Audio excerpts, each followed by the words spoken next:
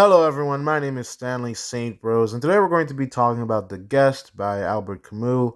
Now, before I go into the summary analysis of this work, please remember to leave a like, subscribe, and/or comment so that the channel can continue to grow. So, this is a very interesting short story by Albert Camus. Very interesting. Basically, you have this police officer. There's this Arab with him at the beginning of the short story, and the Arab he got into a fight with his cousin over grain, and he killed his cousin over grain. That's what's reported. There's a little bit of a hint of this might be true or might not be true in the short story, but we're gonna go with it that they're going with it as true. So you have to take that understanding while you read this short story. So the way that the characters are acting within the short story, it's like it's true that he got in a fight with his cousin, and the cousin's dead. What we know for sure is that there was a fight. He was involved. The guy might have been his cousin, and it might have been over grain.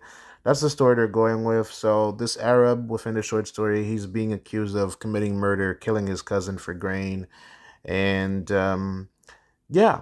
So the police officer is on horseback, and he's pretty much leading the Arab to this schoolmaster who lives in this barren landscape in Algeria, in this town where there are people around, but they're very poor. And this is during warfare, and there's rations and everything. Um, and basically, the police officer is taking the Arab to the schoolmaster. His name is Daru. Daru. And basically, Daru is given the responsibility of bringing the Arab to Tingit, to the police officers there, because the police officer that brought the Arab to Daru, he has to go back to his post because there's not a lot of officers there, and he needs to do his job. And he pretty much tells Daru, he tells the schoolmaster that if you don't do this, this is like, it's basically wartime, and everybody has to do whatever job they can to support the war. And the schoolmaster doesn't really feel too helpful. He doesn't really want to get involved in this, but the police officer just pretty much forces on him. He's like, listen, I came to this school, I came to you because I knew you're gonna get this job done for me. He even makes him sign a document that says that the Arab has been handed over to him, and the village that the Arab is from, they actually want him back. They didn't want him to hand him over to the authorities, but the authorities, they lay hands on him, and pretty much he has to face legal consequences for the murder. So throughout the short story, we do see the schoolmaster pretty much trying to, um, I guess, the Rue is like, um, he's uncomfortable because now he kind of, in a way, he has to decide the Arab's fate, whether to bring him to Tinket to face judgment and the police officers there, or the police station, go take him to the police station there, or to send him to the mountains and I guess go to the Berbers, and the Berbers can protect him. So that's the choice that has to be made.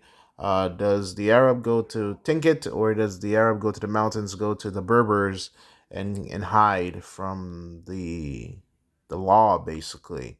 They do spend the night together. They eat together. The Daru and the Arab, in his school. The school is pretty much a two-room structure. One room is the classroom that the poor kids come to, and they get lessons from the schoolmaster, and then they go home. But during the short story, they don't come because there's a blizzard and there's a lot of snow outside and everything.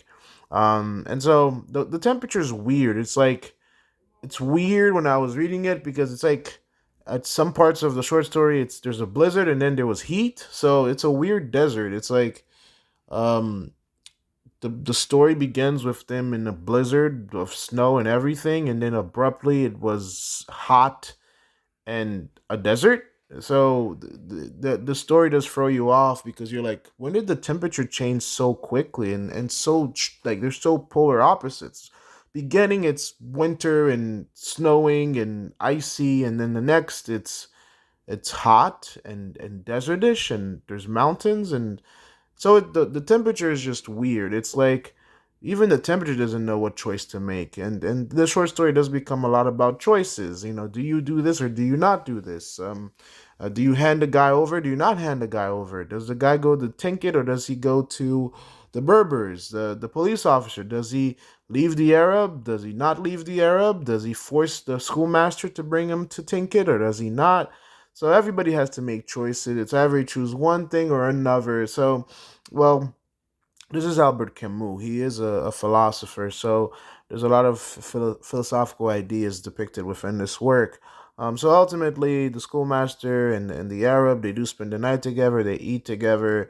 The schoolmaster arranges a bed, and basically, the Arab sleeps and the schoolmaster sleep. The Arab gets up in the middle of the night. He goes to use the bathroom, and the schoolmaster was like, "Is he escaping? If he escapes, it's not a bad thing for me."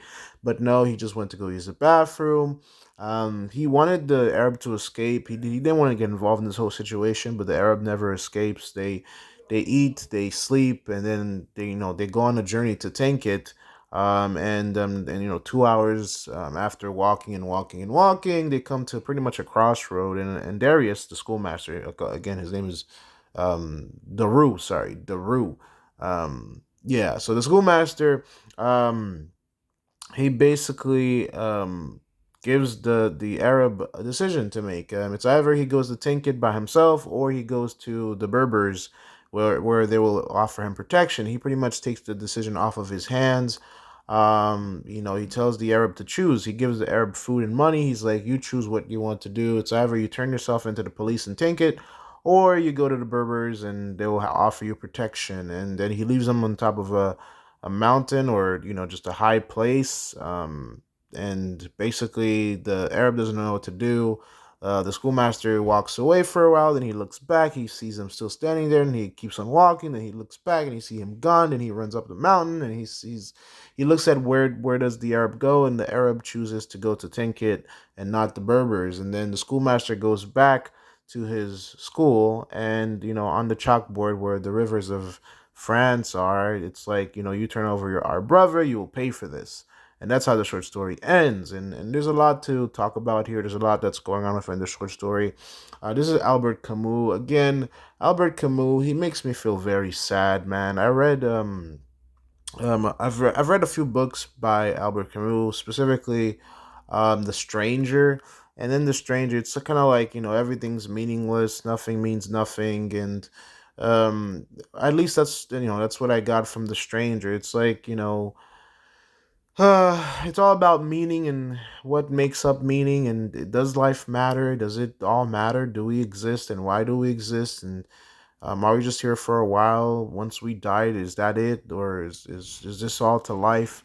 And it's all about choices and existentialism and everything. And here, there are some tough choices that have to be made. Between the schoolmaster has to make tough choices, the Arab has to make tough choices, the police officer have to make tough choices, and they're all of matters of importance. The Arab did kill somebody.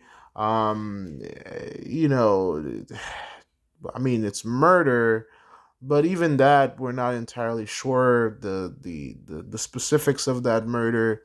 It's just it because the police officer just says it was reported that he killed his cousin over grain. They got into a scuffle, and the scuffle got deadly.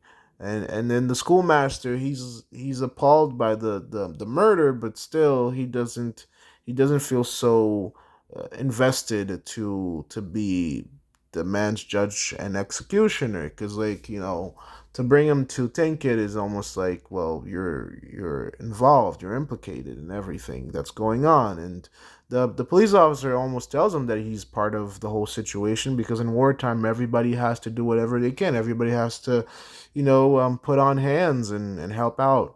So it's kind of like the schoolmaster is involved in this whole man's judgment and execution. So there's a lot that's going on here. Um, Again, choices are a big thing. Why? How come the Arab doesn't run and go to the Berbers and seek shelter there? Why does he choose to go to Tinket on his own? These are all questions that need to be answered. And does the Arab want to, pay for what he did? Does he feel remorseful? Does he regret it?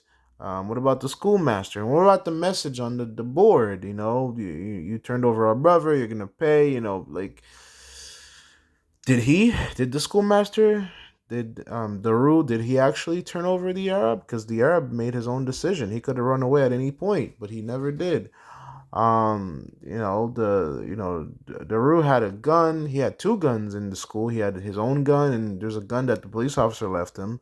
He didn't use it on the Arab, so he could have used force. He could have turned in the Arab himself, but he didn't. He left the decision to the Arab to make it.